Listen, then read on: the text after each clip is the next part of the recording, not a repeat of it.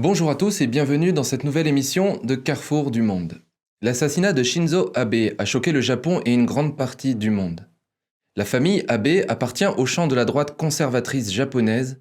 C'est une famille importante au Japon, un peu comme la famille Kennedy aux États-Unis, profondément impliquée dans la politique.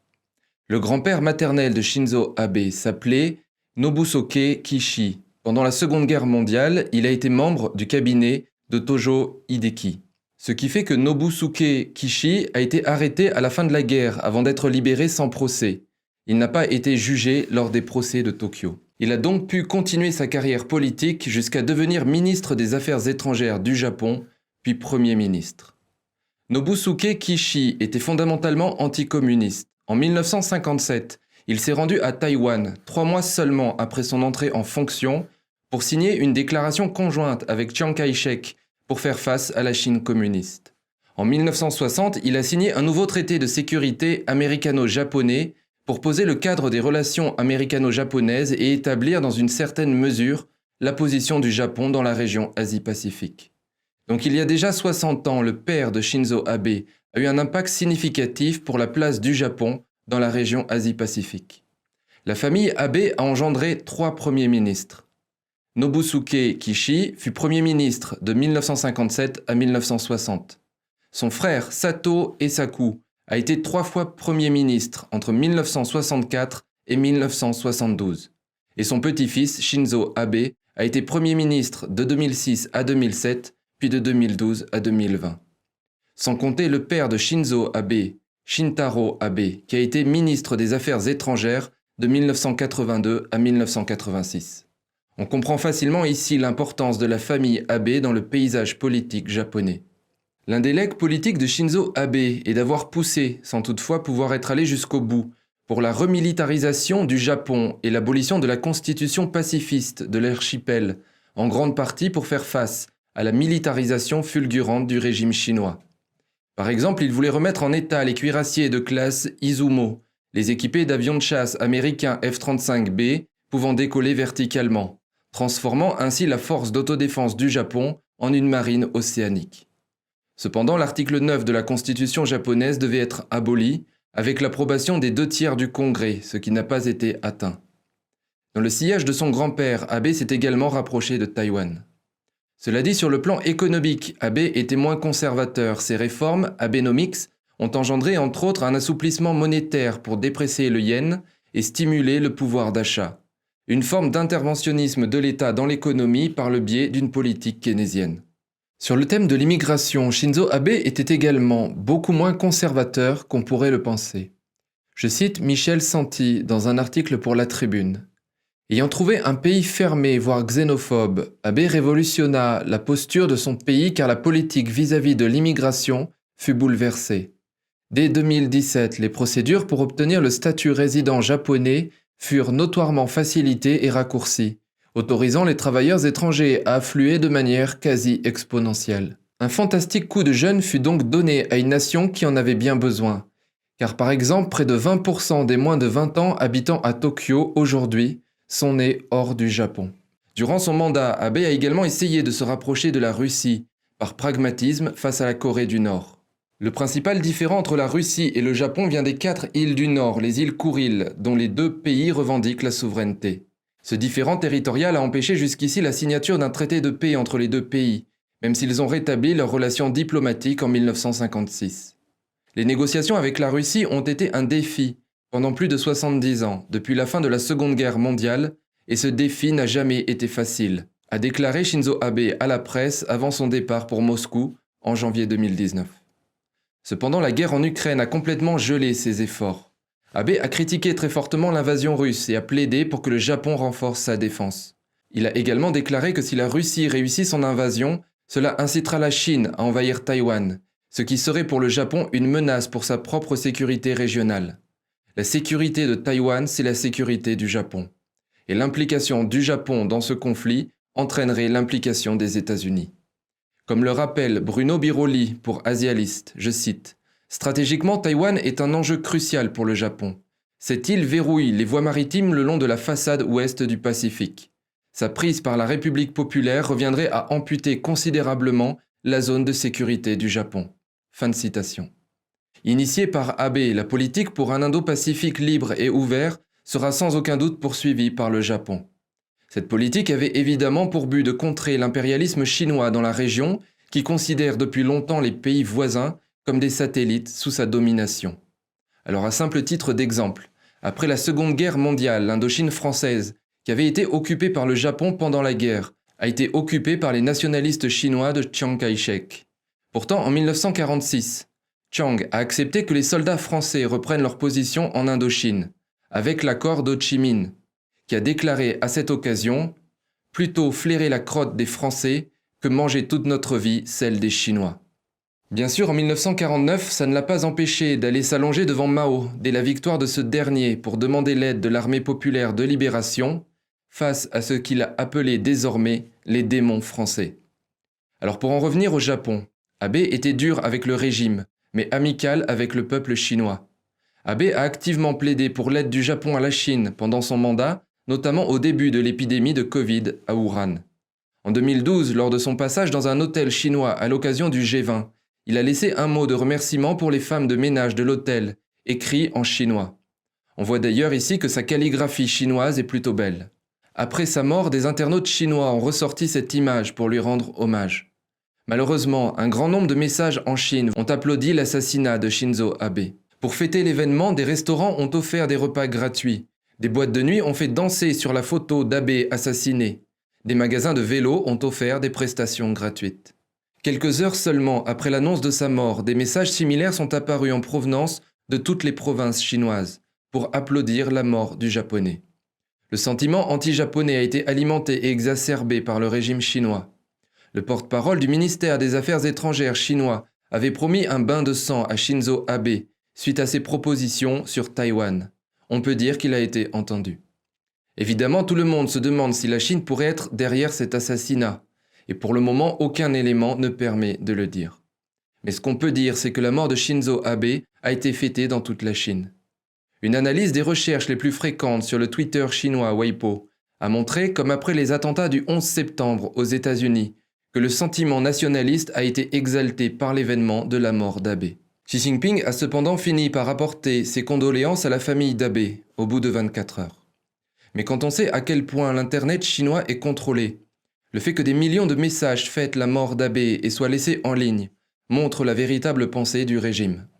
Que la Chine soit impliquée dans le meurtre ou pas, le risque est évidemment que cette explosion de joie en Chine provoque un ressentiment profond chez le peuple japonais, déjà choqué par l'assassinat de Shinzo Abe. Dans ma dernière vidéo, je vous parlais de ce scénario, parmi d'autres, qui visait à faire pression sur les îles Senkaku pour briser le rapprochement entre Taïwan et le Japon. L'idée est d'utiliser le néomilitarisme japonais, quitte par ailleurs à le favoriser, pour justifier une pression plus importante, voire des attaques sur les îles Senkaku et brouiller l'unité taïwanaise. Ma vidéo est sortie le lundi 4 juillet. Le mardi 5 juillet est justement paru un article intitulé « La marine chinoise et l'armée de l'air active près des îles Senkaku », déclare le ministère de la Défense japonais. Dans l'article, je cite « Les opérations chinoises près des îles Senkaku sont de plus en plus fréquentes, les forces chinoises et russes étant globalement plus actives dans le Pacifique occidental », ont déclaré mardi des responsables japonais. Fin de citation. Et selon une information d'intelligence online, les services de renseignement taïwanais font actuellement le tour des agences européennes. Ils sont persuadés que le régime chinois attaquera dès la fin du conflit en Ukraine. Ils veulent donc partager leurs informations avec les Européens et sonder à l'avance quelle serait leur réaction.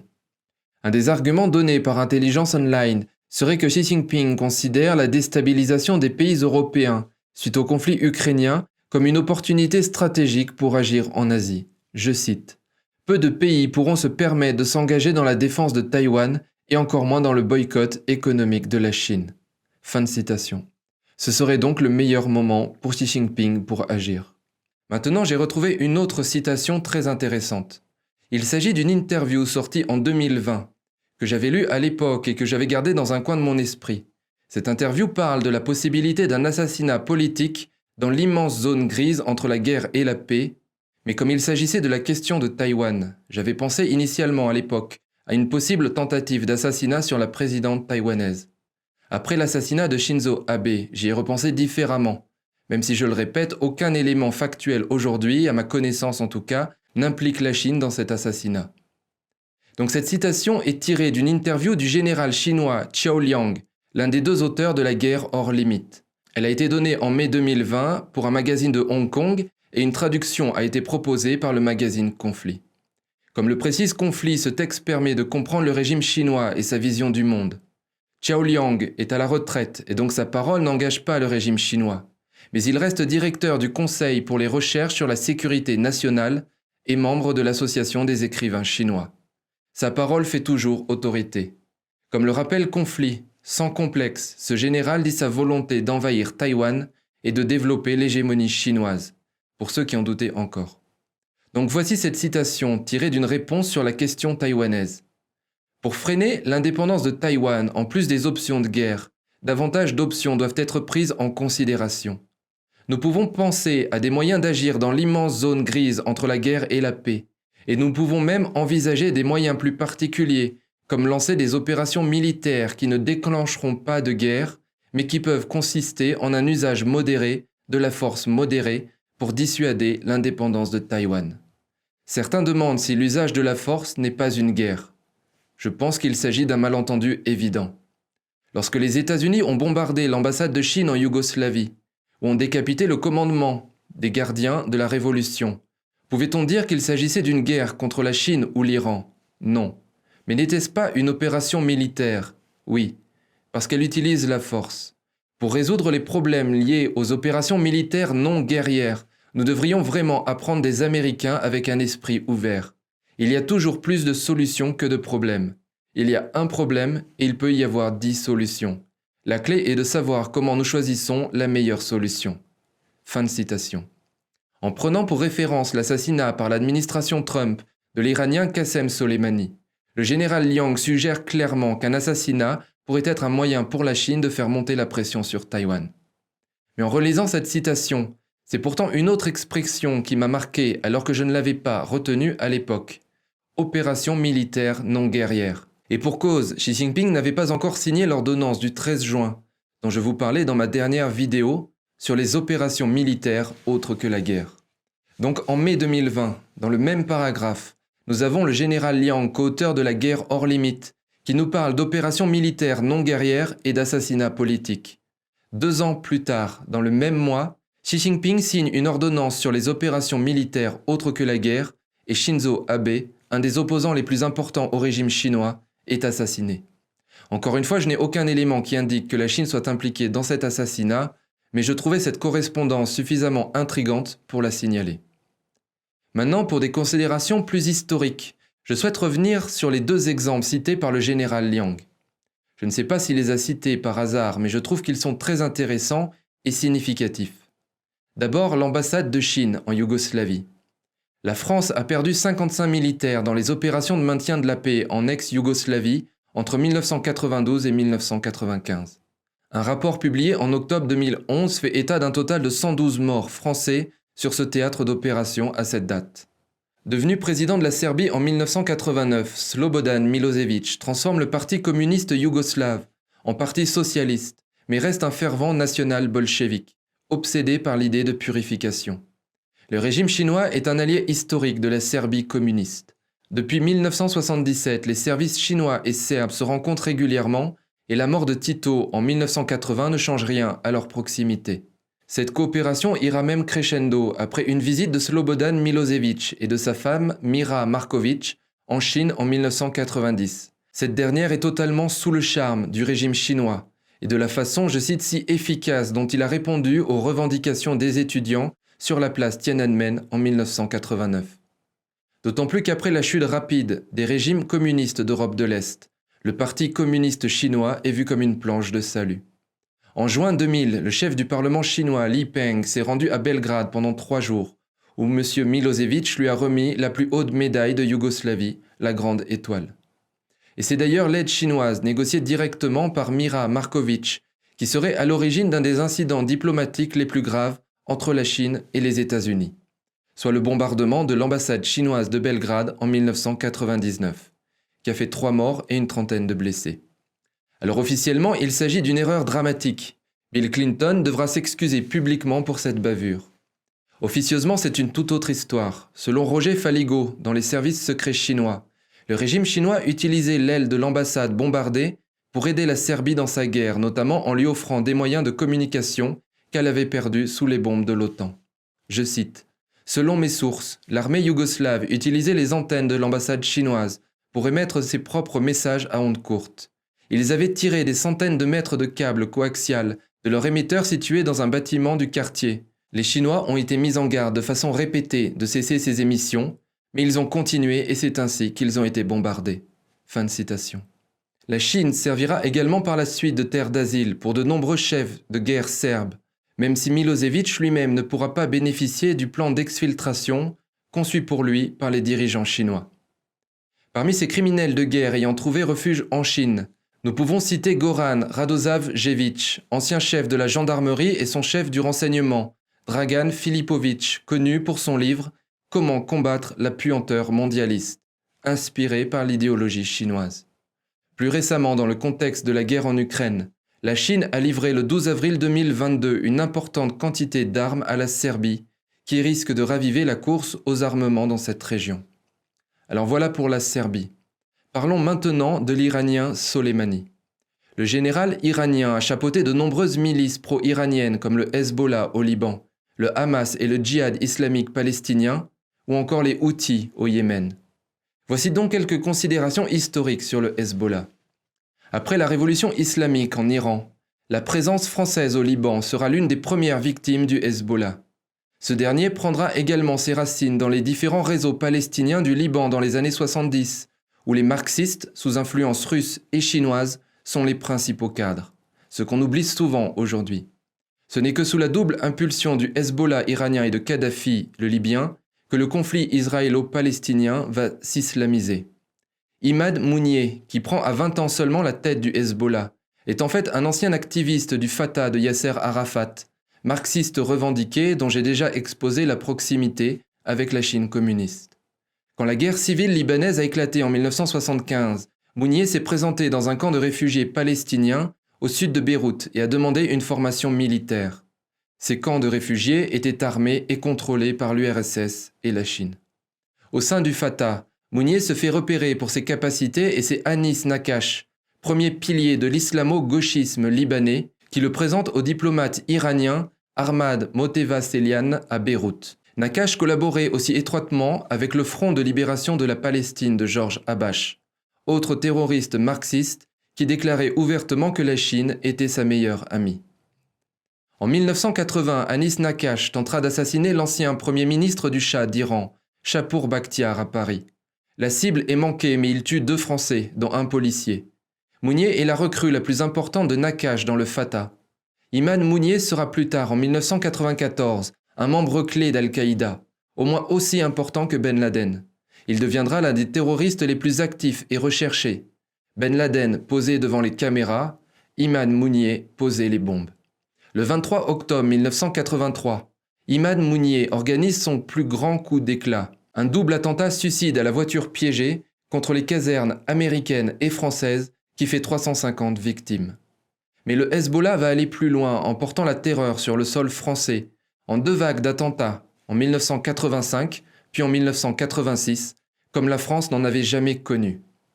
Le 23 février 1985, attentat contre le magasin Marks & Spencer, 1 mort et 14 blessés. Le 9 mars, attentat contre le cinéma Rivoli-Beaubourg, 18 blessés. Le 7 décembre, double attentat contre les galeries Lafayette et Le Printemps, 43 blessés. 3 février 1986, attentat dans la galerie de Claridge. 4 février, attentat dans la librairie Gilbert Jeune. 5 février, attentat à la Fnac des Halles, 19 blessés. 17 mars, attentat dans le TGV Paris-Lyon, 10 blessés. 20 mars, attentat aux Champs-Élysées, 2 morts. 8 septembre, attentat contre le bureau de poste de la mairie de Paris, 1 mort et 18 blessés. 17 septembre, attentat contre le magasin Tati de la rue de Rennes, 7 morts et 51 blessés. Les enquêteurs en ont finalement la certitude. Le Hezbollah est responsable de cette sanglante série noire. D'ailleurs, ce dernier réclame désormais la libération de Georges Ibrahim Abdallah, un autre membre du Front de libération de la Palestine de Georges Habash, le marxiste d'origine grecque orthodoxe et meilleur ami de la Chine. Donc voilà pour Soleimani et le Hezbollah.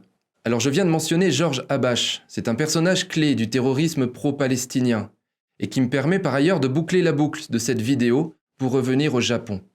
En effet, au Liban, Georges Habash a été l'amant de Fusako Shigenobu, maoïste et leader de l'armée rouge japonaise, surnommée la Reine Rouge au Liban, mais aussi la sorcière au Japon.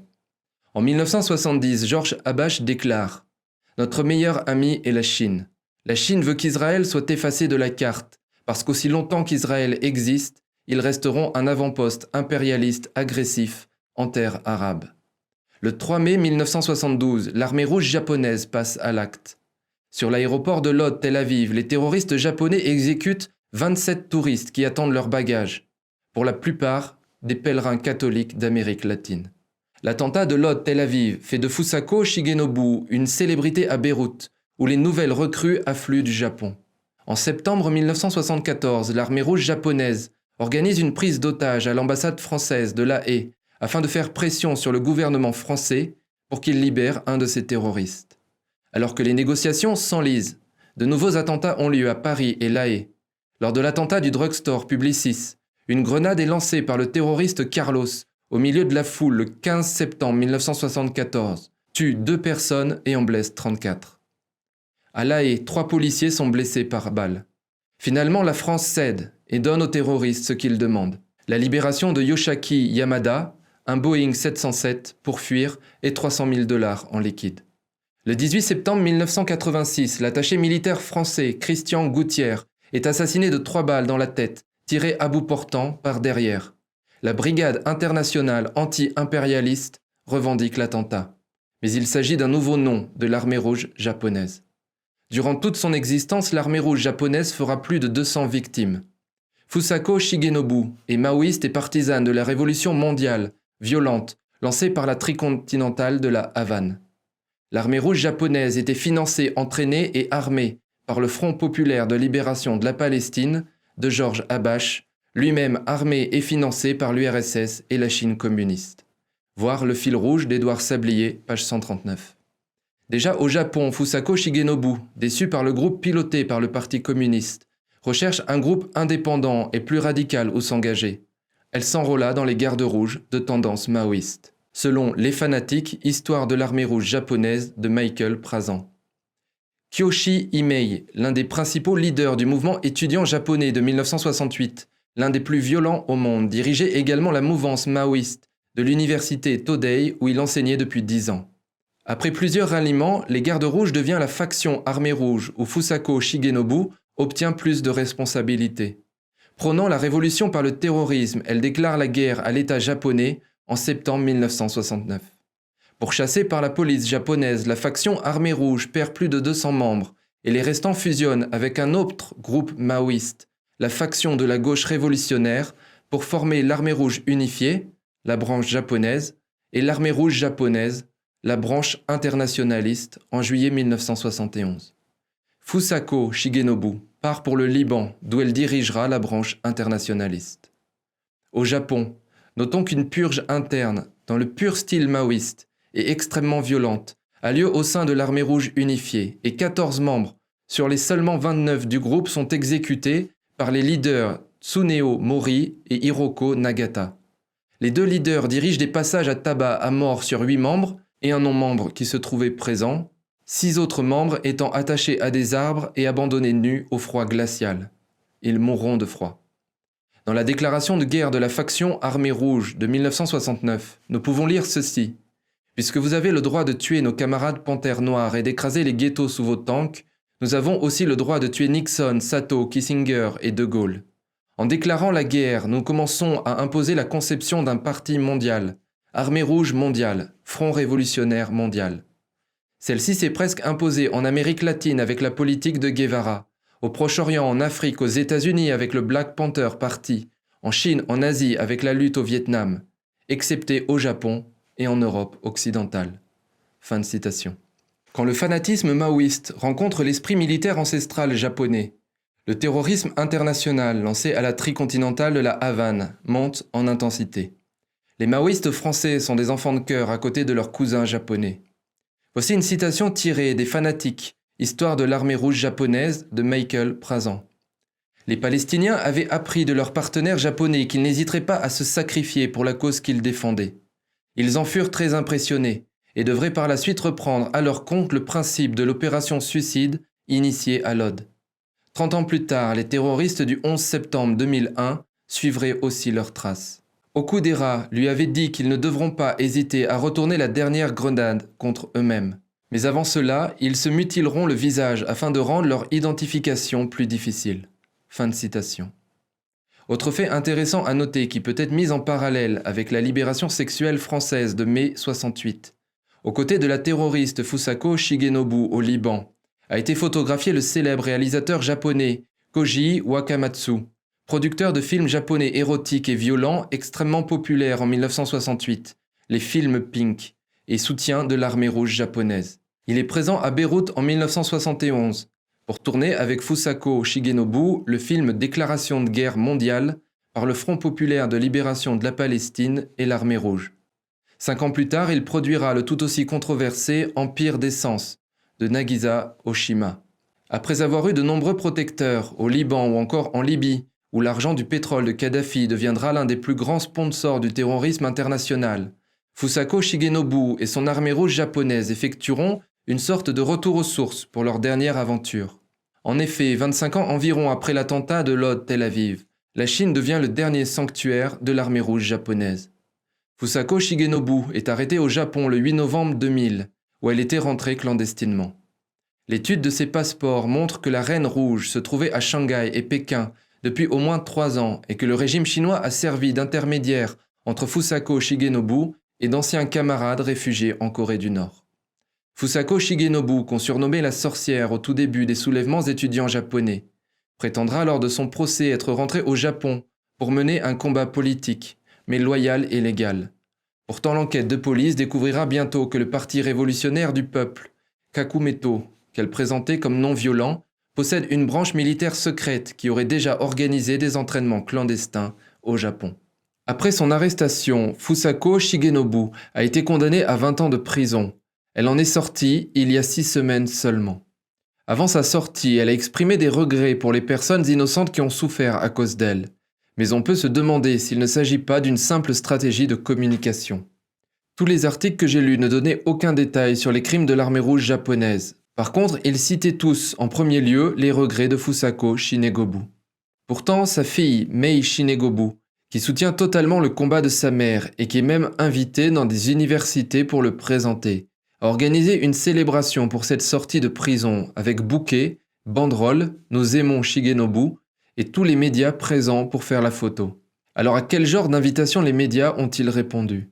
Dans l'invitation au rassemblement, Mei, qui a été appelée ainsi, rappelons-le, en hommage à l'attentat de Lod Tel Aviv ayant eu lieu un mois de mai, décrit sa mère comme une victime innocente, emprisonnée injustement, je cite. « Après 21 ans et demi d'emprisonnement injuste, Fusako Shigenobu sera libérée à Tokyo. Les médias grand public, en particulier au Japon, l'ont vilipendée ainsi que sa lutte révolutionnaire et l'ont qualifiée de terroriste.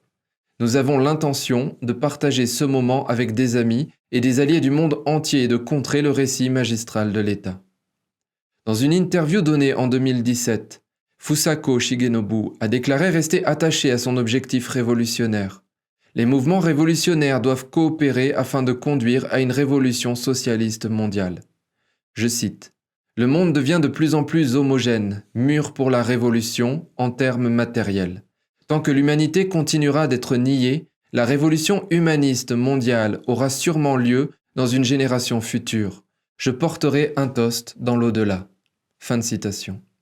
Cette photo de l'attentat de Lod montre quel genre d'humanisme a en tête Shigenobu quand elle parle de révolution socialiste mondiale. D'ailleurs, durant son procès, Fusako Shigenobu avait dit ne rien regretter. Cela dit, ce n'est pas le cas d'un ancien camarade de l'armée rouge unifiée, l'époux même de Nagata, qui a participé à l'horrible purge dans les chalets des montagnes. De sa prison, il publiera un recueil de poèmes avec d'autres membres incarcérés. Voici un extrait. « J'ai tué plusieurs de mes camarades. Seule une mèche de mes cheveux ne blanchira pas. Mon châtiment n'effacera pas mon crime. Chaque matin, je choisis de mourir sans parvenir à rédiger mon testament. Dans ce chalet des tortures qui respirent la mort, en évoquant mes camarades engloutis, je pleure sur notre jeunesse perdue. » Fin de citation. Voilà ce que je voulais vous dire pour aujourd'hui. Comme d'habitude, si vous avez apprécié cette émission, n'hésitez pas à vous abonner, partager et liker cette vidéo. Merci de m'avoir écouté, prenons soin les uns des autres et à très bientôt.